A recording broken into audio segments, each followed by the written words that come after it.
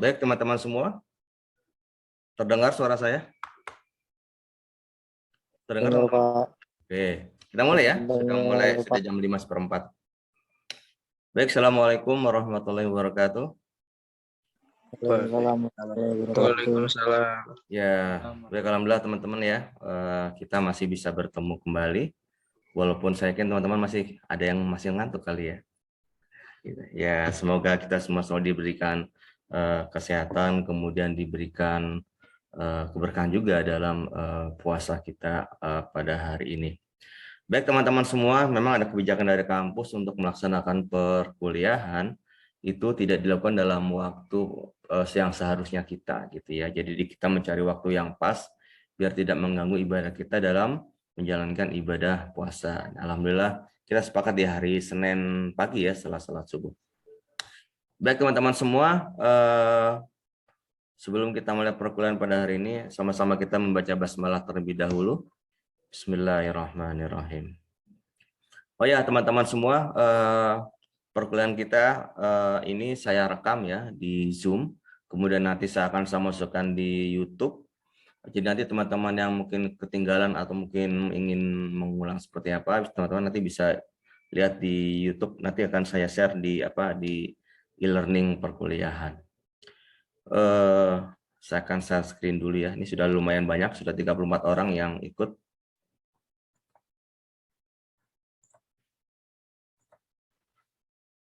Baik teman-teman, pada hari ini kita akan membahas tentang masyarakat dan kelompok sosial gitu ya. Oh ya, saya ingatkan kepada teman-teman sebagai tanda prestasi teman-teman, teman-teman harus mendownload materi perkuliahan, kemudian menanggapi forum, lalu mengerjakan tugas gitu ya. Kemudian teman-teman melakukan prestasi sendiri gitu ya di e-learning gitu. Itu menjadi satu paket tuh semuanya gitu ya, dengan Zoom juga. Ya. Cuman kalau Zoom, kalau teman-teman masih misalkan nggak sempat, saya sih masih agak mentolerir ya. Tapi kalau misalkan yang di e-learning kan bisa tuh semuanya harus dikerjakan semuanya ya. Gitu. Jangan sampai tidak. Gitu.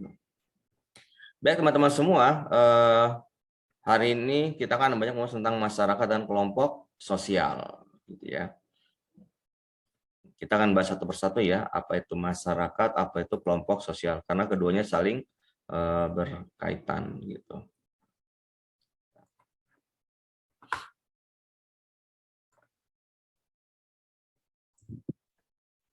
Benar ya teman-teman.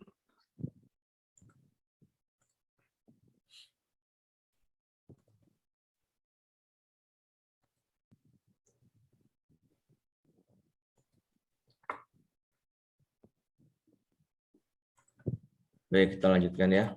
Nah, apa itu masyarakat? Nah, ini sebenarnya istilah ini sudah sering kita dengar ya, apalagi kemudian dalam berbagai macam hal kita menjadi bagian dari masyarakat. Kita lihat. Nah, nih, masyarakat adalah sistem dari cara kerja dan prosedur, otoritas dan saling membantu yang meliputi kelompok-kelompok dan pembagian sosial, pengawasan tingkah laku, manusia dan kebebasan. Sistem kompleks dan berubah dari relasi sosial. Ini menurut ahlinya ya, McCaver. Kemudian, nah ini, masyarakat adalah orang-orang yang hidup bersama dan masing-masing kebudayaan.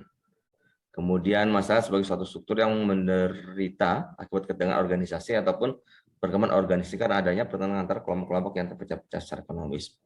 Nah, sebenarnya teman-teman, secara sederhana masyarakat adalah kumpulan dari kelompok-kelompok sosial yang ada di masyarakat. Sederhananya itu. Jadi masyarakat kita adalah kumpulan dari berbagai macam kelompok, di mana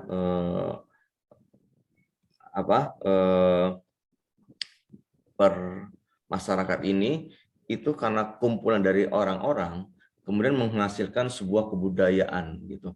Bisa kebudayaan baru atau bisa jadi sebuah kebudayaan yang didominasi oleh mayoritas gitu. Contohnya apa misalkan?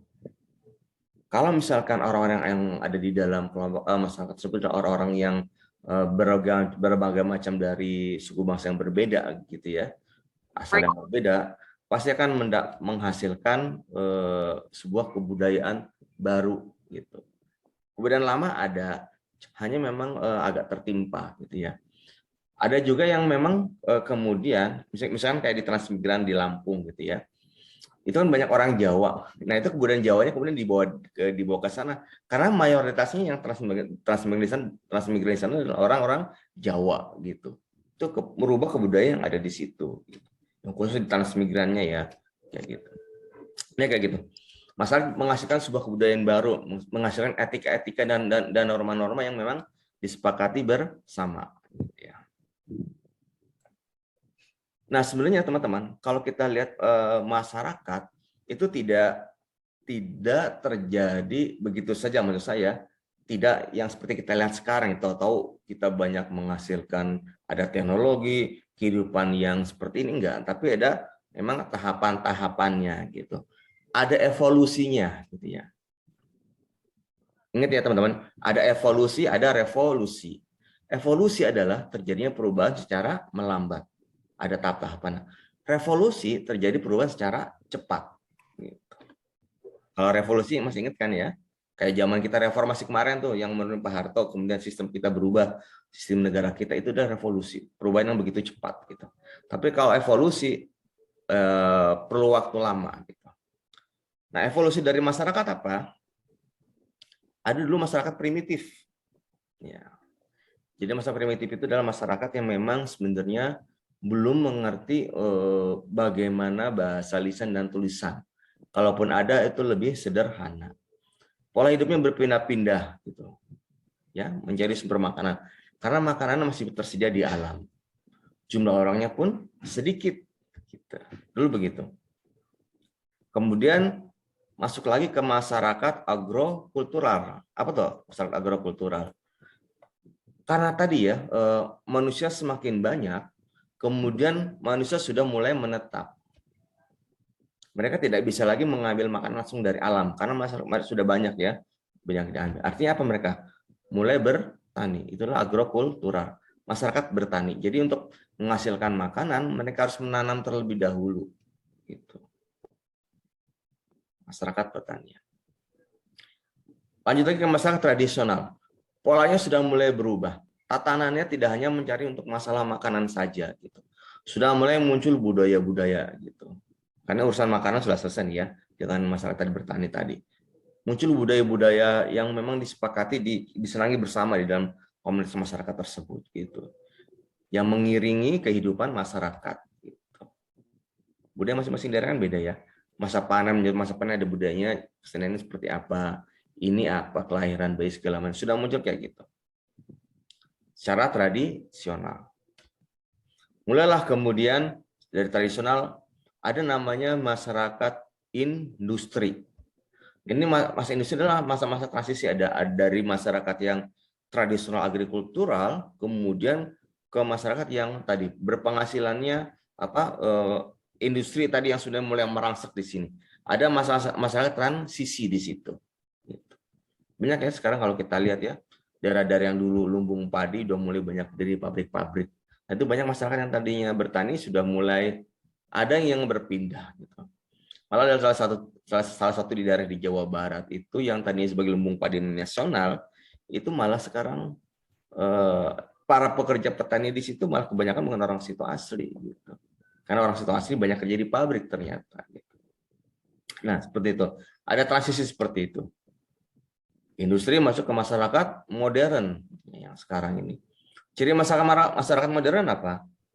Komunikasi yang lebih terbuka, komunikasi yang lebih mudah, menggunakan peralatan-peralatan modern. Gitu. Nanti dari masyarakat modern, balik ke masyarakat postmodern. Ini sudah mulai ada, tapi kita belum mengalami ya.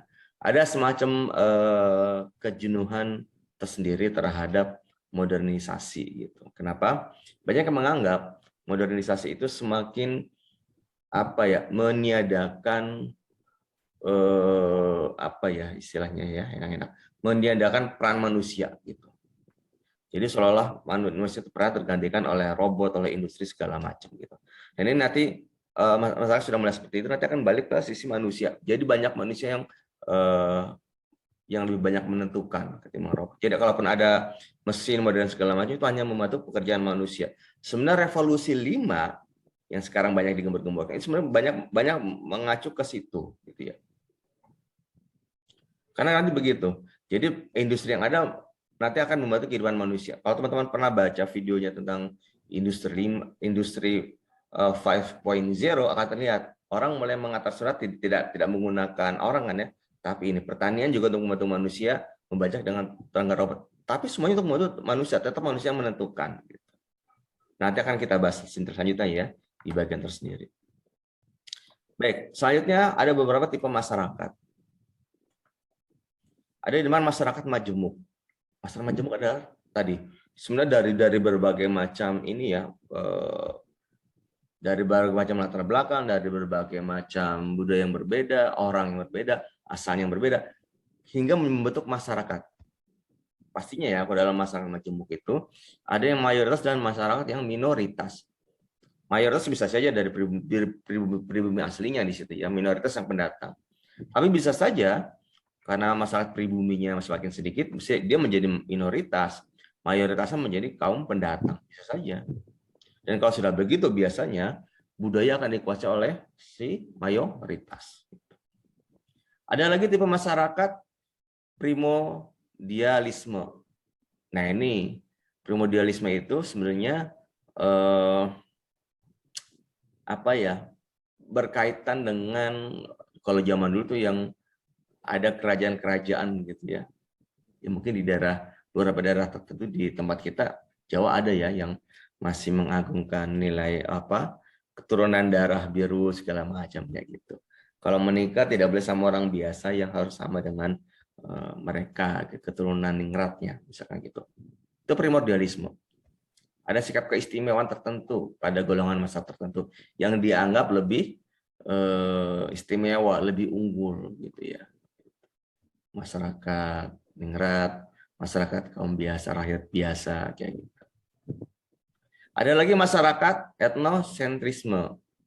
Jadi ini masyarakat yang memang fanatik pada satu hal atau satu golongan tertentu, menganggap dirinya masyarakat adalah masyarakat yang memang unggul, yang istimewa gitu. Masyarakat yang yang tidak kalah oleh manapun kayak gitu. Kayak gitu. Semuanya serba keakuannya tinggi gitu. Ya. Jadi kalau ada apa-apa ya itu dulu diutamakan, masyarakat kita dulu yang tadi gitu. Gitu ya. Etnosentris. Sifat keakuannya besar sih. Menganggap yang lainnya tidak sebanding dengan lebih banyak kitanya gitu ya. Oke. Kita bicara kelompok sosial. Tadi di awal sudah saya sempat singgung bahwa masyarakat merupakan kumpulan dari kelompok-kelompok sosial yang ada, gitu ya. Nah, ini bagian dari kelompok. Jadi sederhananya gini teman-teman, kalau diri kita adalah ada individu, gitu ya. Individu dengan individu, ada lagi individu dengan kelompok. Kelompok terkecil di dalam masyarakat adalah apa? Keluarga. Lebihnya nanti ada RT, RW segala macam lurah, gitu. Yang kemudian secara banyaknya akan membentuk masyarakat. Kelompok sosial adalah kehidupan bersama manusia dalam himpunan atau kesatuan manusia yang umumnya secara fisik relatif hidup secara guyup itu secara bersama gitu ya. Nah nih Bungin, ini Burhan Bungin ya, profesor ahli sosiologi terkenal ya asal Indonesia, membagi 4 kelompok sosial yang ada dalam berdasarkan struktur masing-masing kelompok. Ada kelompok formal sekunder, ya, dia mati kodenya A. Kelompok sosial yang umumnya bersifat sekunder. Formal, punya aturan struktur yang tegas, serta dibentuk oleh tujuan yang jelas pula. Tentara. Contohnya tentara gitu ya. Lihat nih. Jadi kelompok sosial sekunder, formal sekunder, kesadaran anggota, hubungan timbal balik, faktor kebersamaan, struktur yang jelas, aturan formal yang mengikat, pedoman, sistem berpola, kekuatan mentali, dan segala macam itu ya. Jadi kalau formal sekunder ini adalah, kalau kita bicara sekunder, berarti bukan yang utama kan ya, kayak gitu. Tapi dalam bentuk formal. Ya. Kemudian dalam kelompok sosial tersebut tadi, karena dia masuk kelompok tersebut, dia sadar apa yang harus dia lakukan. Ada timbal balik antar anggotanya, gitu ya. Punya struktur yang jelas, gitu. Tidak hanya kelompok tentara sebenarnya ya, banyak kelompok-kelompok lain di kita masyarakat. Gitu. Yang kalau kita masuk situ, gitu. Ormas-ormas juga sebenarnya masuk ke sini. Gitu. Kan punya ormas juga gitu. Ada aturan-aturan yang jelas gitu. Misalkan ya, formal sekunder. Jadi secara institusi ada, misalkan, tapi dia bukan yang utama, sekunder. Gitu. Formal primer. Nah nih, beda lagi. Kalau primer berarti yang utama ya. Kelompok sosial umumnya bersifat formal, namun keberadaannya bersifat primer, utama dia. Punya aturan yang jelas, terbentuk kelompok ini berdasarkan tujuan yang jelas maupun abstrak. Nah ini keluarga. Keluarga inti, kelompok kekerabatan, kelompok primordial, ikatan-ikatan gitu ya. Ini, setiap anggota sadar menjadi anggota bagian kelompok, punya hubungan timbal balik dengan anggota lainnya, foto kebersamaan, segala macam. Formal berarti adalah yang utama kan, yang menjadi bagian dari kehidupan kita sehari-hari. Itu adalah kelompok sosial primer. Kita kayak di keluarga seperti itu kan ya. Di mana kelompok sosial ini ada peran-peran tertentu.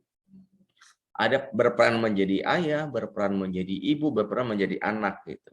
Ya kita nih teman-teman kayak berperan menjadi anak gitu ya. Kalau saya sudah berperan menjadi seorang ayah di rumah. Ada peran masing-masing. Kalau sudah peran-peran masing-masing juga punya tanggung jawab masing-masing dengan perannya gitu. Ya kelompok misalkan ayah gitu ya, mencari nafkah, melindungi keluarga segala macam. Ibu tugasnya apa-apa segala. Anak tugasnya apa segala macam sesuai dengan peran kita masing-masing. Kelompok sosial seperti itu. Dan sudah ada aturan-aturannya biasanya. Nah, teman-teman perhatikan ya. Di keluarga inilah sebenarnya teman-teman yang membentuk habit kita, yang membentuk kebiasaan-kebiasaan kita, yang membentuk karakter-karakter kita itu awalnya dari rumah. Kalau misalkan teman-teman di rumahnya rajin, misalkan ya, apa-apa segala tanggap, itu akan terbawa di dalam suasana pekerjaan segala macam.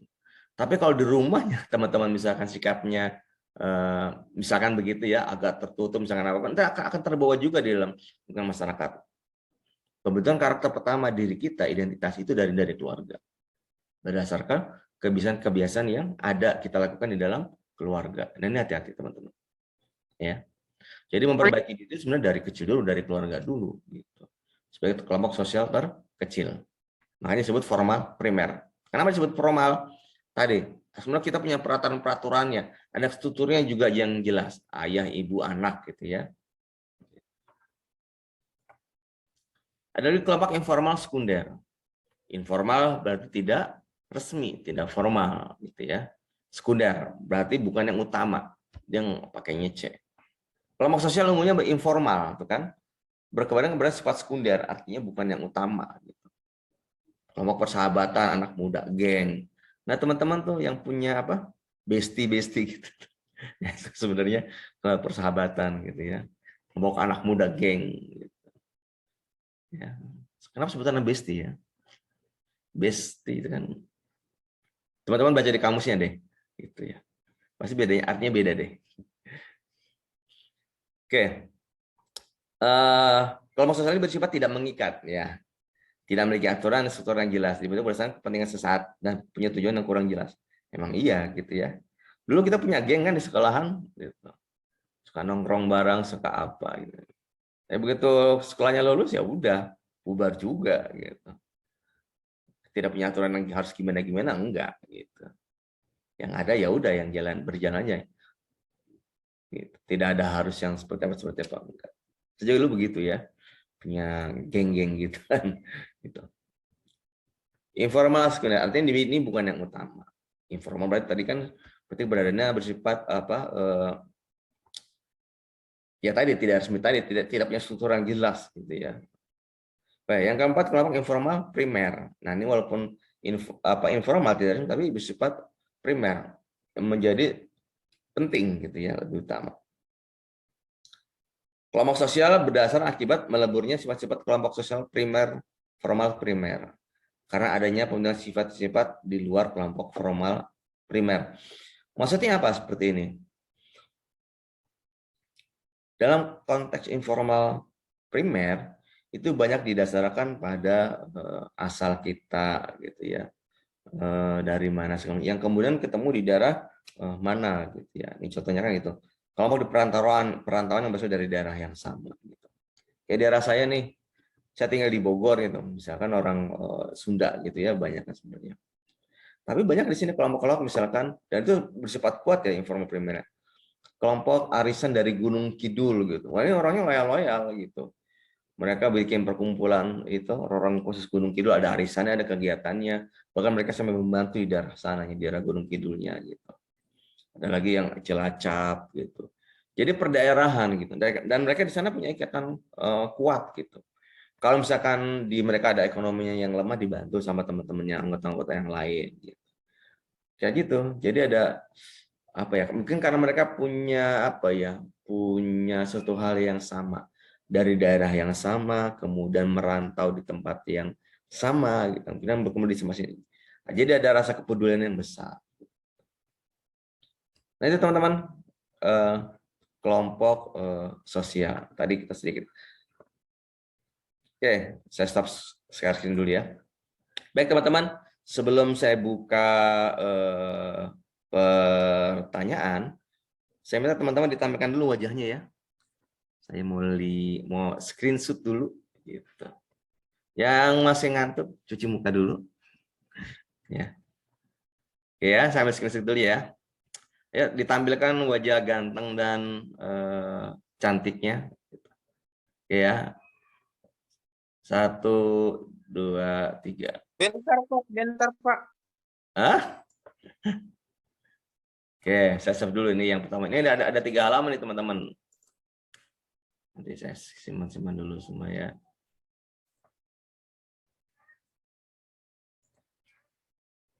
Oke, baik. Oke, ke halaman yang selanjutnya ya. 1, 2, 3. Nanti saya share ya di grup masing-masing.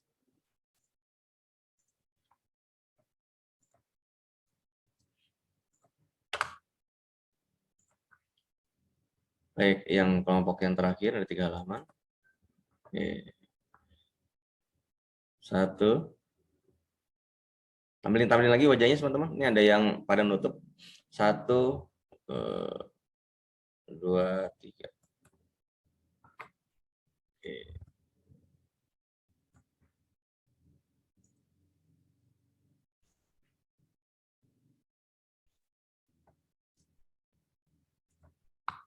Kayaknya masih pada di tempat tidur ya.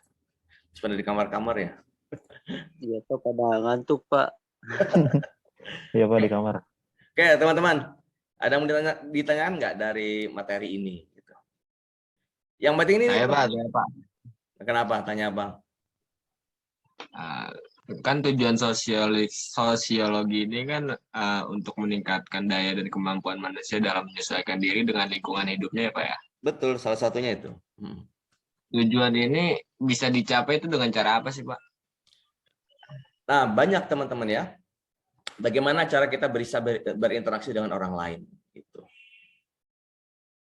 Di kuliah awal kalau nggak salah saya pernah menyinggung peran manusia itu ditentukan oleh 3 hal sebenarnya. Bagaimana cara kita berinteraksi dengan orang lain. Pertama, dari sisi pengalaman hidup.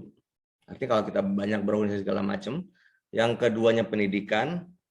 Yang ketiganya pengalaman, kemudian pengetahuan, pendidikan, sama satu lagi apa ya, saya lupa ya, kalau nggak salah. Iya, Pak, usia. Usia. Oh iya benar, usia. Kamu ingat ya? Saya sendiri lupa. Nah itu teman-teman ya. Nah itu teman-teman ya, umur juga kayak gitu. Tujuan memang itu teman-teman. Jadi memang itu. Dan dalam konteks yang sekarang teman-teman ya, kalau kita bicara tentang interaksi dengan orang lain, itu tidak seperti yang format zaman dulu yang memang kita harus ketemu orang lain di depan muka. Tapi sekarang dengan kemunculan teknologi, itu makin memperluas hubungan kita dengan orang lain gitu ya. Kita bisa kenal siapapun, dimanapun, dan kapanpun. Dalam proses penggunaan memakai teknologi. Itu juga kaitannya dengan interaksi orang lain gitu ya. Nah sebenarnya adalah sosiologi ini adalah bagaimana kita melihat interaksi yang kita berhadapan dengan orang lain, menghasilkan budaya-budaya baru.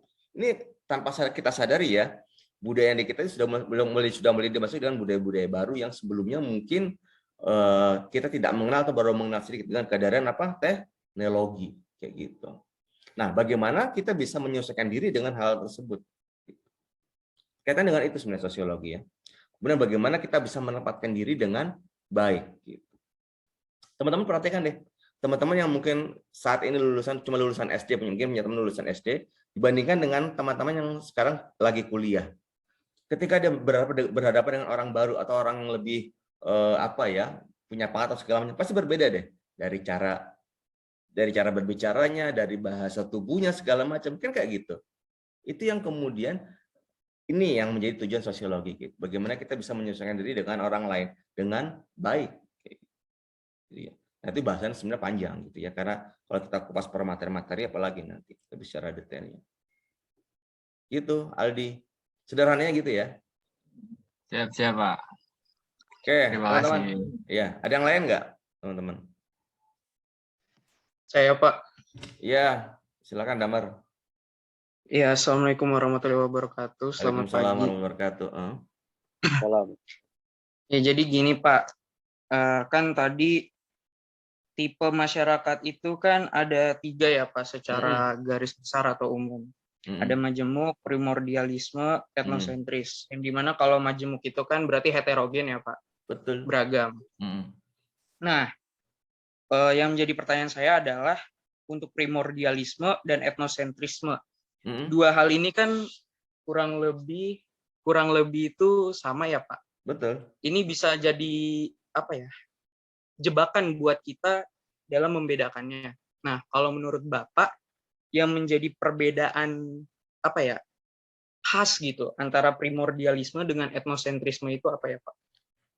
Gini, kalau primordialisme itu lebih kepada ada sistem-sistem yang secara struktur atau secara primordialnya kalau bahasanya ya, atau ada klasifikasinya yang menunjukkan ada golongan tertentu di dalam masyarakat yang terasa lebih tinggi posisinya dibanding yang lainnya. Primordialisme kayak gitu. Misalnya gini, di masyarakat Jawa ada tuh kan ya, oh ini keluarganya kerajaan, turunan ningrat, oh berarti harus kita perlakukan dengan baik, lebih terhormat gitu. Kita cuma rakyat jelata. Ada semacam perbedaan seperti itu gitu. Atau kalau mungkin di masyarakat Hindu ada semacam perbedaan kastanya lah kayak gitu. Itu lebih pada primordial. Nah, kalau etnosentris walaupun majemuk, dia menjadi satu kekuatan menjadi satu. Jadi walaupun mereka di dalamnya berbagai macam, tapi dia punya satu hal yang membuat dia merasa, oh saya dari daerah sini gitu. Saya kalau dari daerah sini orangnya harus begini, saya pantang menyerah segala macam kayak begitu. Misalkan apa? Ini kalau misalnya dari orang mana ya? Yang kalau sekarang banyak kan kalau kita di perantauan, orang yang banyak usaha, misalnya orang dari Padang sama Madura misalnya gitu. Mereka kadang di daerah tertentu mereka punya komunitas tertentu yang kita dari wilayah sini yang kemudian kita harus saling membantu punya apa. Jadi mereka sebenarnya punya masyarakat ya di daerahnya juga sudah ditanamkan seperti itu gitu.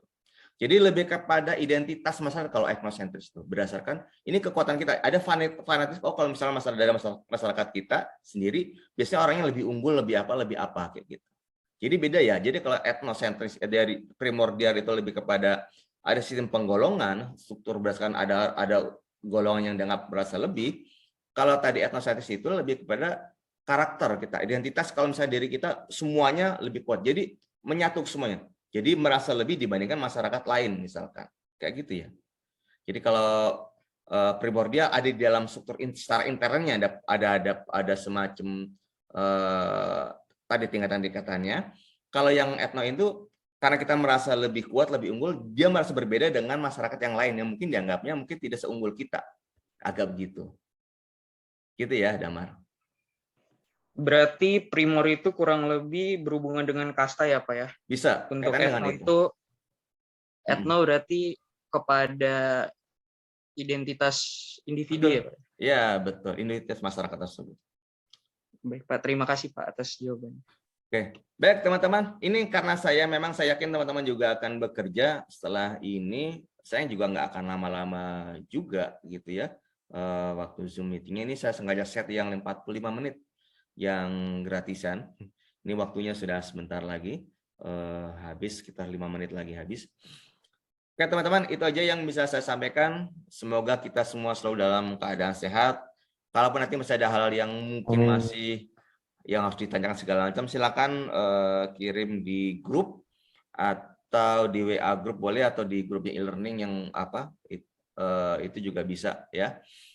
Itu aja bisa saya sampaikan sebelum kita mengakhiri perkuliahan pada pagi ini. Sama-sama kita membacakan hamdalah. Alhamdulillahirrahmanirrahim. Ya Allah. Baik, kurang dan lebihnya saya mohon maaf. Wassalamualaikum warahmatullahi wabarakatuh. Sampai ketemu lagi.